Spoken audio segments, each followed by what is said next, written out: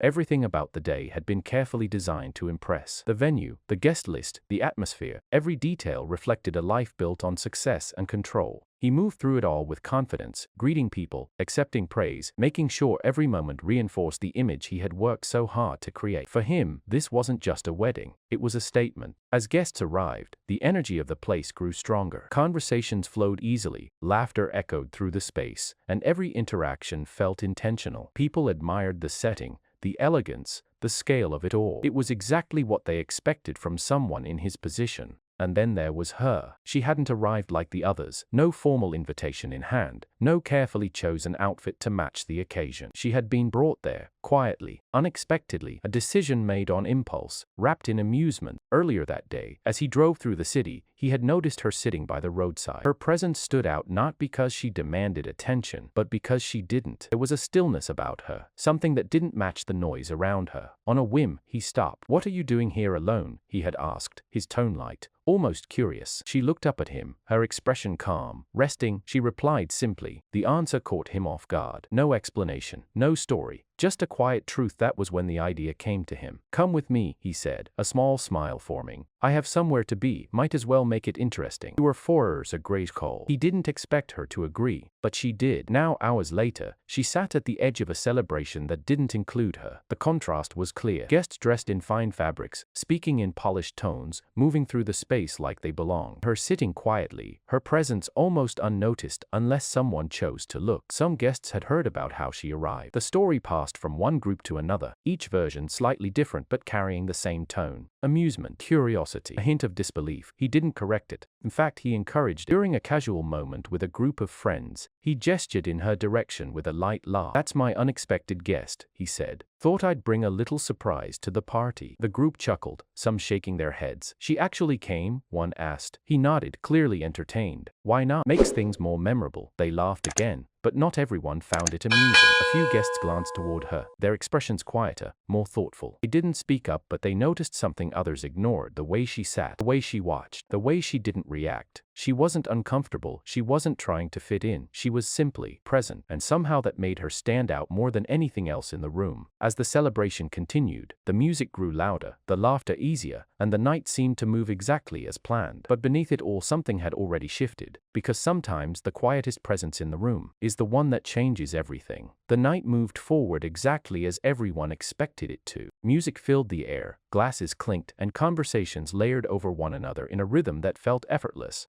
From the outside, it was a perfect celebration. Nothing out of place, nothing unexpected except her. She remained at the edge of it all, seated quietly, her presence still and composed. Guests passed by without truly seeing her, some casting quick glances, others whispering softly before turning back to their conversations. It wasn't hollows, it wasn't hostility, it was distance, the kind that forms when people decide, without words, who belongs and who doesn't. He noticed it, but instead of correcting it, he leaned further into the role he had created. Moving from group to group, he continued sharing the story of how she arrived, each version slightly more polished, slightly more entertaining. It earned him attention, laughter, exactly what he wanted. "I just thought it would be different," he said at one point, smiling as a small circle of guests listened. A reminder that life doesn't always have to be so serious. A few people laughed, others nodded politely, but the room wasn't reacting the same way anymore. The more he spoke, the more people began to look beyond the story, and toward her, not just as part of his joke, but as a person sitting quietly in a place that didn't seem to include her. And in that quiet, something began to shift. She hadn't tried to speak, she hadn't interrupted, she hadn't shown discomfort or asked for attention. She simply observed, her eyes moving gently across the room, taking in everything without judgment. And that made people curious. One guest, standing nearby, finally stepped closer, not out of obligation, but something else. "Are you enjoying the evening?" they asked gently. She looked up, meeting their gaze with calm clarity. "It's a beautiful gathering," she replied. The answer was simple, honest. It caught them off guard. There was no sarcasm, no bitterness, just a quiet acknowledgement of what was in front of her. And in that moment, the distance between them felt smaller. A few others began to notice the exchange. Conversations didn't stop, but they softened. The focus shifted, not dramatically, but enough to be felt. Some guests started to pay closer attention, not to the story being told about her, but to her presence itself. He saw it happening. At first, he didn't understand it. The attention he had been drawing through humor was no longer landing the same way. The laughter felt lighter, less certain, and the room, once fully aligned with him, now seemed to be observing more than reacting. He glanced toward her. For the first time that night, he wasn't seeing her as part of a moment. He was seeing her as someone the room was beginning to notice, on her own, and that made him pause, because the situation was no longer under his control. The narrative he had created was starting to shift without him, and somewhere between the laughter fading and the silence growing quieter, something unexpected was building, not loud, not obvious, but strong enough to change what would happen next. The atmosphere had changed, even if no one openly said it. Music still played, the lights still glowed, and the celebration continued, but something beneath it all felt different. The attention in the room was no longer controlled by him. It had started to move on its own. She remained calm, still seated where she had been, her posture relaxed, her presence steady. But now, people were looking at her differently, not as part of a story being told about her, but as someone worth understanding. A few guests had already spoken to her, drawn by something they couldn't quite explain. Each interaction left them quieter than before, more thoughtful. Her words were simple, but they carried a kind of clarity that stood out in a room filled with practiced conversations. He noticed the shift growing stronger. What had started as curiosity was turning into respect, and he didn't know how to respond to that. He approached her again, this time without the same ease he had earlier. "You seem comfortable," he said, trying to keep his tone light, but there was something uncertain behind it now. She looked at him, her expression calm. "I am," she replied. No hesitation, no need to prove anything, because comfort was something he had been trying to maintain all evening, adjusting himself to fit every conversation, every expectation, and yet she had found it without effort, without performance. A few guests nearby turned slightly, her attention quietly focused on the exchange. The room wasn't loud anymore. It was listening. He glanced around, feeling the difference more clearly now. Same people who had laughed at his earlier comments were no longer reacting the same way. They were watching, observing, waiting, and then something unexpected happened. She stood up. It wasn't dramatic, no sudden movement, no announcement, just a simple decision.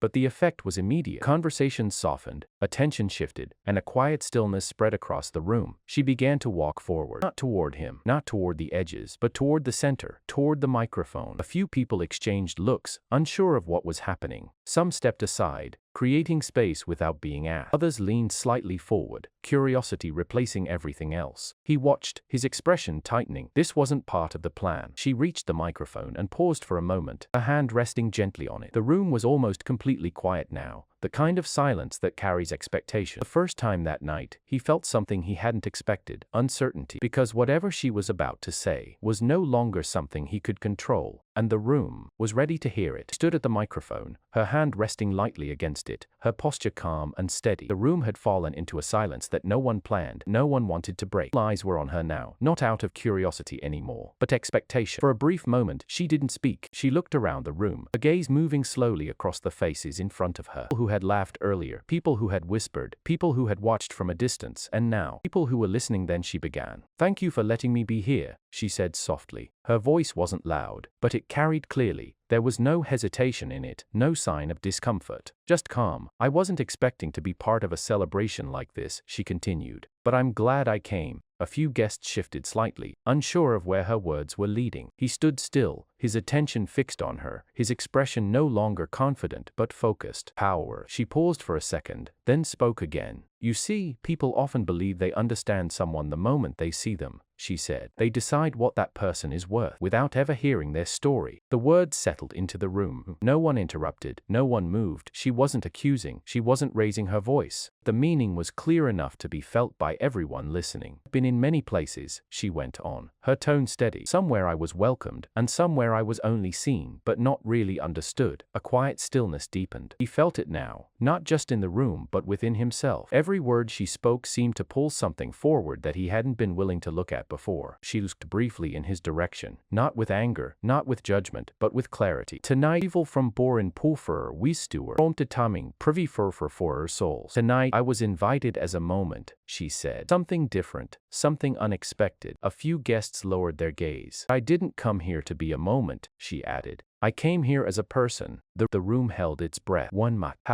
breathe. No dramatic reaction, no loud response. Silence, filled with understanding. Stepped back slightly from the microphone, her expression unchanged, her presence still steady. And in that moment, everything shifted. Laughter from earlier felt distant now. The comments, the whispers, the quiet judgments, all replaced by something much stronger. Awareness. He stood there, unable to speak, unable to look away. The control he thought he had over the night was gone. Not taken from him, but revealed as something he never truly had. Because what she had said didn't just change how the room saw her. It changed how the room saw everything. And for the first time that night, no one knew what to say next.